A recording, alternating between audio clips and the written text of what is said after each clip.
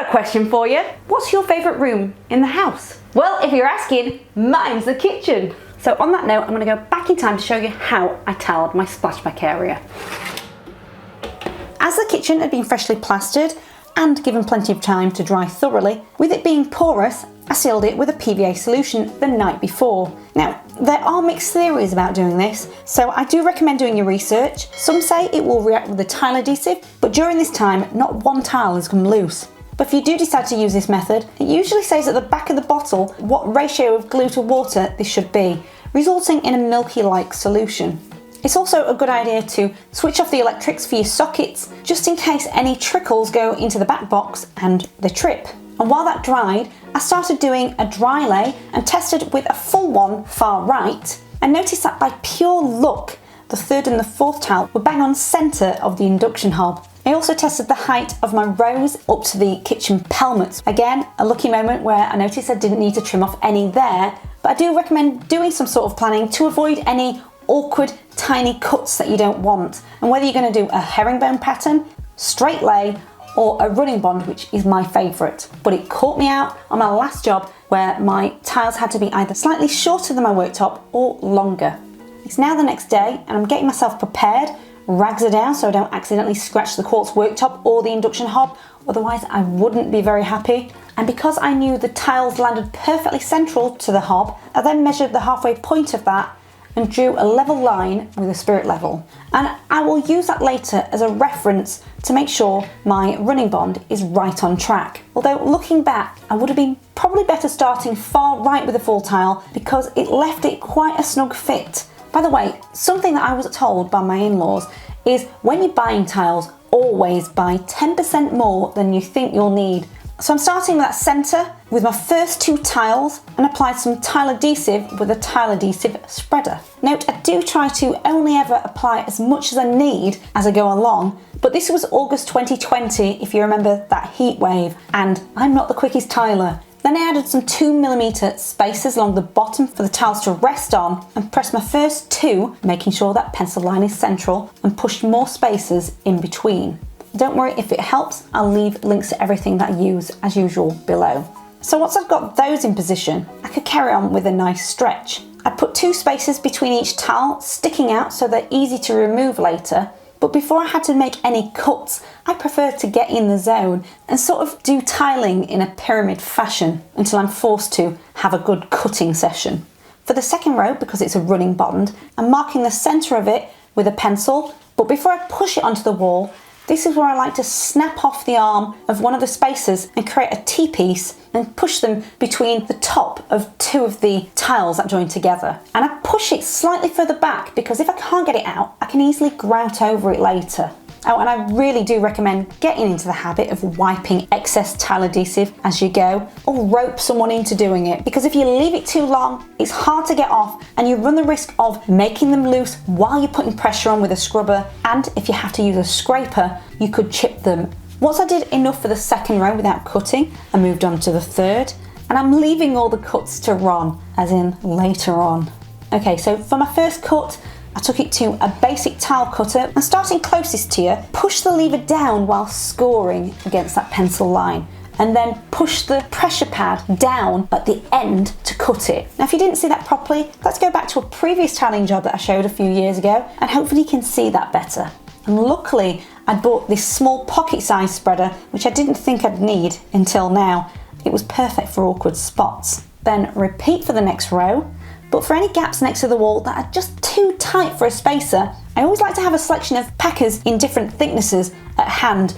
Now going back to almost the start, that full tile next to the oven, I almost had a panic because it was a little bit snug and it just fit, only just. Oh, hello, it's Ron here, as in later on. I just want to quickly say thank you to HelloFresh for sponsoring this project. Now, one of the reasons I was so excited about tiling my kitchen in the first place is I love cooking, but I also love getting in the zone while I do DIY and working in general. And that often leads me to not actually leave time to do any meal planning. But you might be able to tell that I'm a lot more conscious these days about the quality of ingredients that I eat. But with HelloFresh, it's exactly that. I can can have fresh ingredients delivered right to my door to make tasty recipes without needing to create a shopping list. Everything's all pre-weighed, there's less waste, and each recipe comes with easy to follow recipe cards, which are constantly adding new ones from £3.25 per person. So if you're like me, you want to try something new while also taking away the stress from meal planning, I'll leave a link below that will give you 50% off your first order and 35% off your next 3 boxes.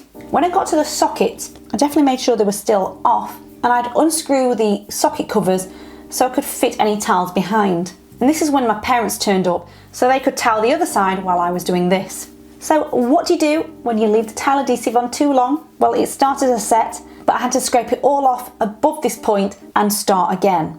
So cutting around the sockets, I like to hold the tile up to the back box and mark where the side of the socket starts, then mark the end. But don't forget the opposite side as well.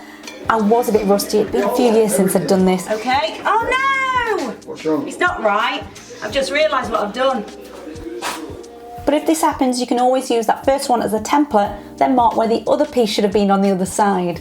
And to make the cut with a wet tile cutter, I'm going to be a very bad vlogger here and not show you it on this job because my tile cutter broke and we were using one behind the scenes without a blade guard, and I don't want to encourage any bad health and safety practices. So to save me buying a new one for the sake of a demonstration, let's go back to that last video. But my favourite way to make these kind of cuts where possible is to do a series of relief cuts to remove a notch. And don't forget that the socket covers should hide the cuts as well, and if you mess up, tiles like these cost pennies. So if you're not happy, it's cheap enough to do it again until you are. But from past experiences, I recommend avoiding pushing it too hard on the wall because they can snap. And the exact same goes for screwing the socket back over one until your grout has cured properly. It's painful when you've got to do it all over again. Finally, I can carry on tiling. And if you plan it well, it's absolute bliss for tiles like these where I didn't have to cut underneath the wall unit's pelmets, but I did have to cut some further up. But before I go near the extractor fan, I then moved on to the opposite wall, and I knew I wanted my tiles to finish in line with the worktop edge, so I drew a straight line there using a spirit level and cut some metal box tile trim with a hacksaw,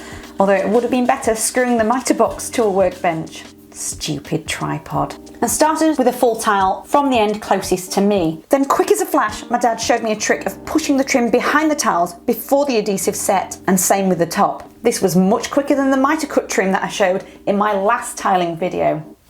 For the extractor fan, I decided it would look better behind it rather than tiling up to it. And because my dad had installed this, he knew exactly how it went, so he unscrewed the cover section and unplugged it from the wall, and I got cracking with tiling. Now if you've got a nice section of running bond with very few cuts and little obstacles, this is where it is bliss. And that top section also had tile trim as well. And after a thorough scrub to remove any tile adhesive and all of the protruding spaces, it was time to mix my grout.